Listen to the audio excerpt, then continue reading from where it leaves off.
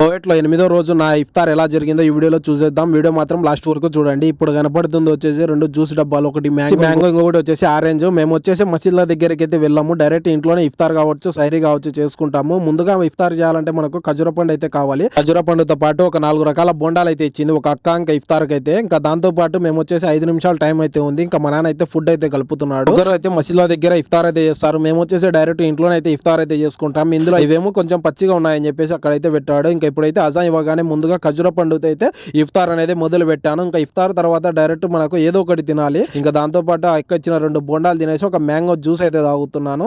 ఇదే ఇఫ్తార్ ఇండియాలో ఉన్నప్పుడు అయితే ఫ్రెండ్స్ తో కలిసి ఈ మసీద్ దగ్గర అయితే ఇఫ్తార్ చేసేవాడిని. కానీ ఈ కువైట్ కి వచ్చిన తర్వాత ఇంకా రూమ్ లోనే అయితే ఫుడ్ అనేది చేసుకొని ఇఫ్తార్ అనేది రూమ్ లో అయితే చేసుకుంటాము. రంజాన్ టైంలో బయట ఫుడ్ ఏదన్నా తిన్నారంటే చాలా భారీగా అయితే ఫైన్లు అయితే పడతాయి. దాని గురించి పిచ్చ క్లారిటీతో ఒక ఫుల్ వీడియో పెట్టా. ఇక్కడ కనపడి రెడ్ మార్క్ అయితే క్లిక్ చేసి ఆ ఫుల్ వీడియో అయితే చూడండి. ఓవరాల్ గా డే 8 ఇఫ్తార్ అయితే సక్సెస్ఫుల్ గా అయితే కంప్లీట్ చేసుకొని మాకు దగ్గరలో ఉన్న మసీద్ కి అయితే వెళ్తున్నాను నమాజ్ కి.